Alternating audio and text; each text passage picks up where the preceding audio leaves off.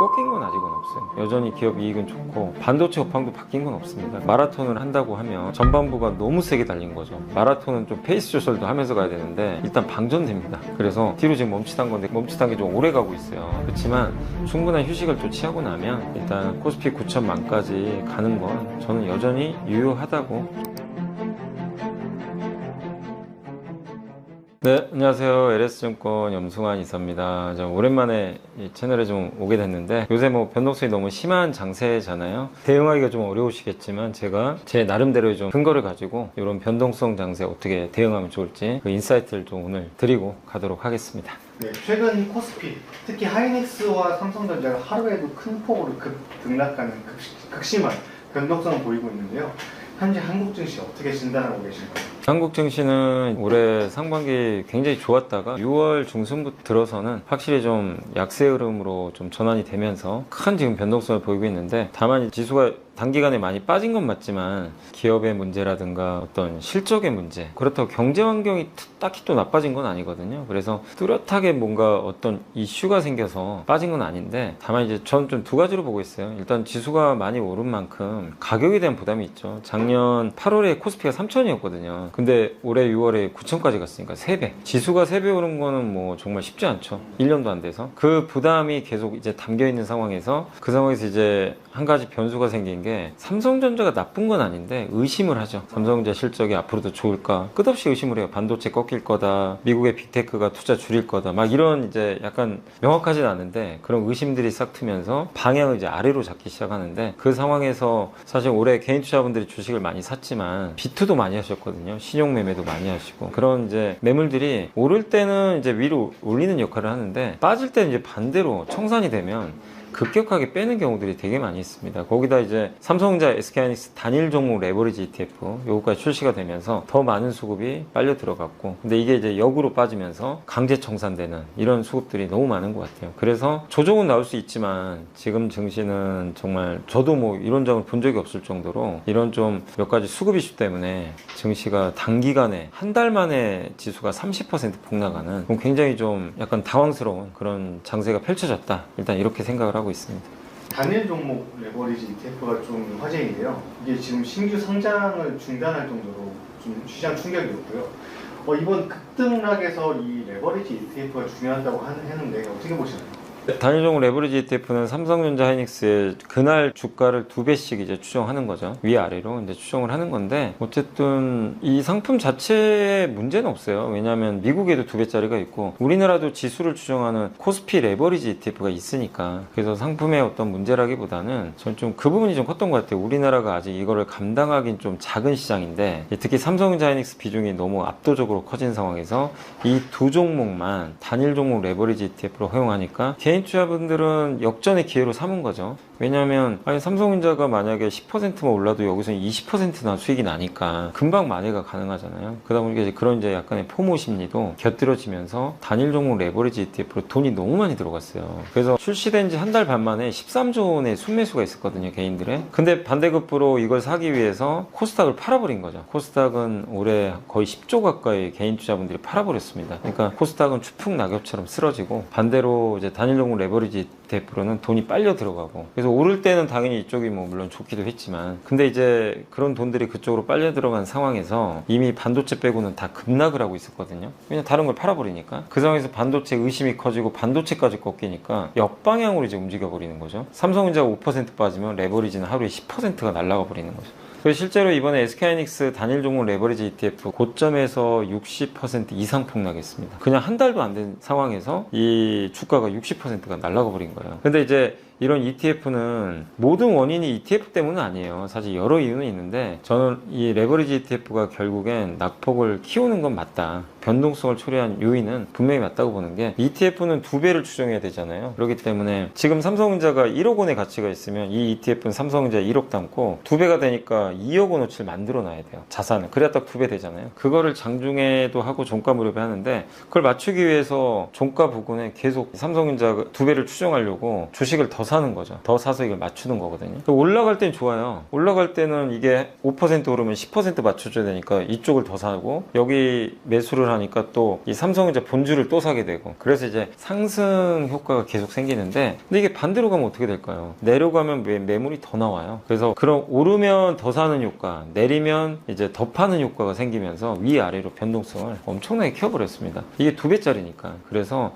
이번 급등락장에서 레버리지 ETF, 이게 원인이라고 보진 않아요. 이것 때문에 무조건 빠진 게 아니라 원래 출발점은 거기에요. 그 삼성전자나 하이닉스에 대한 이제 반도체에 대한 의심이 출발점이고, 근데 그 의심이 이 단일 종목 레버리지 ETF랑 이제 연계가 되면서 밑으로 내려오는 과정에서 물량이 쏟아지면서 이제 이 변동성을 키웠다. 그래서 한마디로 레버리지 ETF가 낙폭을 좀 키우는 건 분명한 사실이다라고 좀 말씀을 드리고 싶습니다. 외국인과는 좀 반대로 가는 경향이 있는 것 같은데요. 대규모 매도 이어가다가도 급락 구간에서는 다시 순매수에 나서고 있습니다. 최근 외국인 수급 급변 상황은 어떤 상황인가요? 그러니까 외국인들이 이제 이렇게 수급이 조금 뭐 변동성을 좀 보이는 이유는, 일단 전 좀 그렇게 보고 있습니다. 올해 이제 외국인들이 150조 원 이상을 팔았는데 상반기에 주식 비중이 너무 올라가서 그렇죠. 우리나라 삼성전자 하이닉스가 너무 오르니까 자기네 펀드에서 비중이 너무 높아진 거죠. 그래서 기계적으로 정리해야 되는 물량들이 오를수록 당연히 나오죠. 근데 이건 반대로 생각하면 주가가 폭락하잖아요. 비중이 자연스럽게 줄어들겠죠. 그러니까 이제 최근에는 코스피 8천 깨지고 나서는 외국인들이 주식을 잘 안 팔아요. 오히려 저희 이제 오늘 촬영하는 시간에 요 날짜 기준으로 오늘은 무려 3조 원을 사버렸어요, 주식을. 정말 오랜만에 대규모 매수했는데, 한마디로 외국인들은 반도체를 나쁘게 보는 건 아니고요. 다만 반도체 기업들의 주가가 너무 올리면 삼성전자 하이닉스로 자기 펀드 내 비중이 너무 쏠리니까 이건 규정에 의해서 줄이는 거고, 그래서 오를수록 줄일 수밖에 없었고, 반대로 떨어지면 비중 주니까 팔 이유가 없어지고 오히려 비중이 낮아질 수도 있죠. 그러니까 이제 이거를 오히려 채우는 물량도 일부 들어오는 것 같아요.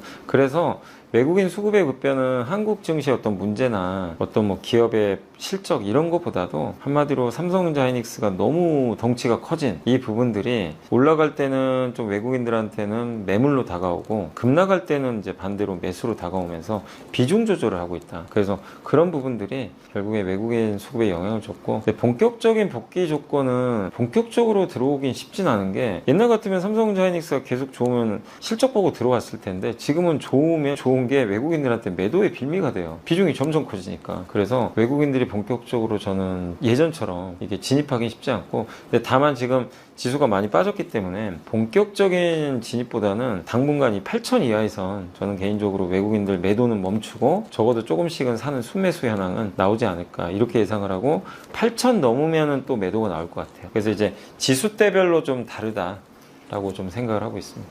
8천까지는 조금 기다리는 이렇게 보시는 건가요? 그죠. 이제 바로 뭐 가면 좋지만 이제 가려면 조건들이 몇 개 있죠. 근데 가장 중요한 게 지금 반도체 의심이 크니까 의심을 해소할 뭔가 증거가 필요하거든요. 그래서 그게 이제 미국 빅테크들의 실적 발표예요. 그들이 데이터 센터를 지음으로 인해서 메모리 반도체 구매 수요가 늘어난 거니까. 그래서 그게 얼마 안 남았죠. 구글부터 시작해서 마이크로소프트까지 이번 달 말에 다 발표하거든요. 그래서 거기서 만약에 우리가 원하는 실적, 또 이들이 데이터 센터 지출을 계속 늘린다라는 그런 조건들만 맞아떨어지면 금방 갈 수도 있고, 근데 거기서 좀 실망스러운 모습이 나오면 8천 가는 거는 좀 시간이 필요할 수밖에 없다, 이렇게 좀 생각을 하고 있습니다. 의심을 해소할 증거 얘기가 나와서요.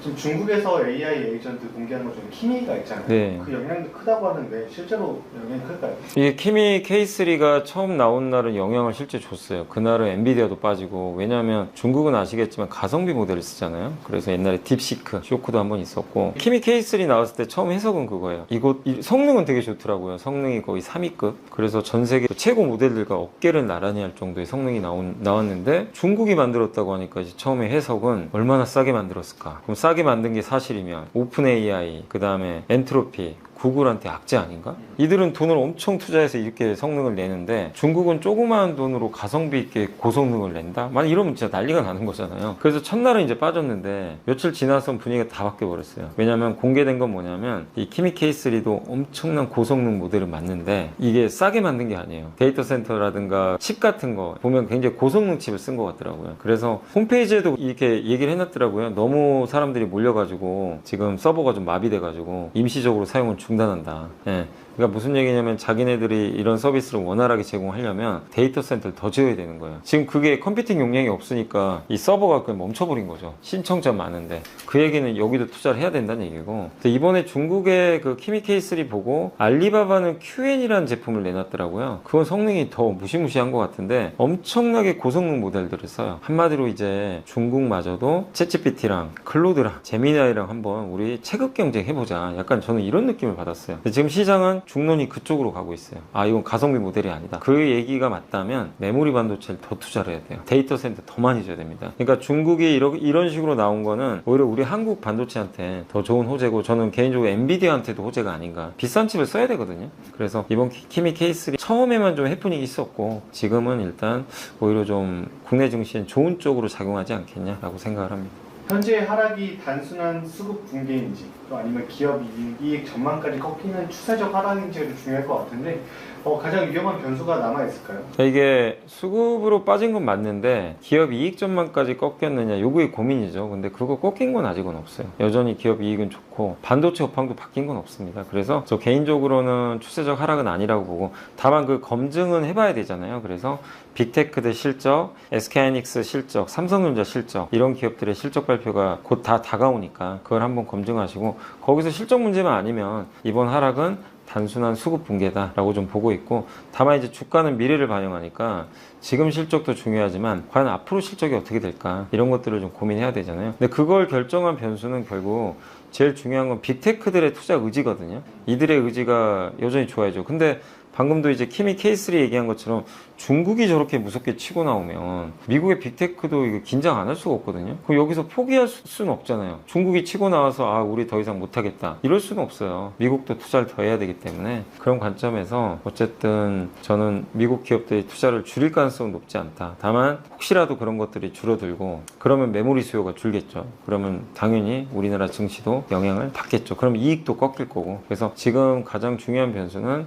미국 빅테크들의 투자 의지, 요거 확인하는 거. 그리고 또 한 가지가 금리죠. 미국이 금리를 만약에 계속 혹시라도 올려버린다면, 미국이 금리를 올리면 빅테크들이 자금 조달이 어려워져요. 왜냐하면 지금 자기도, 그러니까 미국 기업들도 돈이 많지만 최근에 채권까지 찍어서 지금 데이터 센터 지으려고 하는데, 이게 아무래도 금리가 오르면 채권 이자를 많이 내야 되니까. 그래서 가장 위험한 거는 어쨌든 빅테크들이 투자를 좀 줄이는 거, 그리고 또 그 중에 하나로 이제 금리가 오르는 거, 이런 부분은 좀 위험한 변수로 생각을 하고 있습니다. 얼마 전까지만 해도 무려 코스피 10,000 전망을 뒷받침하는 기업들이 있었는데요. 아직 유효한 건지, 그리고 하반기 정고점 회복을 위해 필요한 조건이 있다면 어떤지 궁금합니다. 저는 어쨌든 배신 안 한다고 생각하거든요. 펀더멘트 회사의 기초 체력, 실적, 앞으로의 성장성, 그런 거라고 좀 생각을 하고 있는데, 단지 지금 수급 이슈 때문에 많이 좀 힘든 거고, 우리가 사람으로 치면 이렇게 달리기를 한다고 치면 정말 뭐 마라톤을 한다고 하면 전반부가 너무 세게 달린 거죠. 마라톤은 좀 페이스 조절도 하면서 가야 되는데 우리 코스피는 1년도 안 돼서 3배나 뛰어버렸죠. 마치 단거리 경주하는 것처럼. 그럼 어떻게 되죠? 사람이 일단 방전됩니다. 그래서 뒤로 지금 멈칫한 건데, 그 멈칫한 게 좀 오래 가고 있어요. 그렇지만 충분한 휴식을 또 취하고 나면 기초 체력, 그러니까 이 코스피라는 이 사람이 지금 마라톤 경주라는 그 원동력, 기본적인 체력이라 그러죠. 장기간에 뛸 수 있는 이 체력이 훼손된 것만 아니면 휴식 후에는 다시 달릴 거 아니에요. 저는 그렇게 보거든요. 근데 우리 코스피는 그런 기초 체력이 되게 뛰어나다. 그 기초 체력을 만들어준 건 미국의 빅테크의 투자고, 그들이 데이터 센터 짓는 거, 그리고 미국 기업만 하는 게 아니죠. 국가 단위로 하잖아요. 미국 국가. 요새 중국도 미국한테 지기 싫어서 데이터 센터 앞으로 굉장히 많이 짓겠다고 했고, 우리나라도 마찬가지죠. 향후 10년 동안 1100조 원 규모의 데이터 센터를 앞으로 지을 예정입니다. 이미 발표를 했죠. 그래서 이런 기본적인 조건들, 체력에 관련된 조건들은 바뀐 게 없습니다. 여전히 단단하고, 그리고 그런 상황에서 이런 반도체 수요는 많은데 반도체 공급은 계속 부족하잖아요. 그래서 적어도 이 사이클이 내년까지는 저는 이어질 거로 보기 때문에, 일단 코스피 9천만까지 가는 건 저는 여전히 유효하다고 좀 생각은 하고 있습니다. 코스피 10,000을 간다면 그때도 삼성전자랑 SK하이닉스가 주도를 하는 거겠죠? 저는 그렇게 봅니다. 왜냐하면 두 회사가 차지하는 비중이 절반이 넘으니까 그 둘이 안 가고는 10,000을 갈 수는 없어요. 그리고 강세장은요, 한 번 주도주는 끝까지 강세장. 이들이 못 가면 강세장은 없고요, 10,000도 불가능한 수치가 될 수밖에 없어요. 그래서 저는 무조건 이 둘이 가야만 가능하다, 이렇게 생각을 합니다. 네, 요새 뭐 진짜 변동성 심한 장세인데 뭐 오늘 제가 말씀드린 이런 아이디어들이 여러분들한테 어떻게 받아들여질지 모르지만 저도 정답은 아니에요. 근데 저도 공부한 걸 토대로 말씀드리는 거고 여러분들도 이런 내용을 받고 끊임없이 검증하시고 근데 그 아이디어에 동의하시면 여러분도 뭐 거기에 맞게 투자를 하시면 되고 동의를 안 한다면 다른 부분을 또 보셔도 되는 거니까 결국 최종적으로 여러분들이 한 번만 더 고민을 해보시고 의사결정을 하시면 더 좋지 않을까. 그리고 마지막으로 절대 비토하지 마시고요. 레버리지 정말 위험합니다. 제발 요거는 안 하시는 게 저는 좋지 않을까라고 말씀을 드리면서 이만 물러가겠습니다. 감사합니다.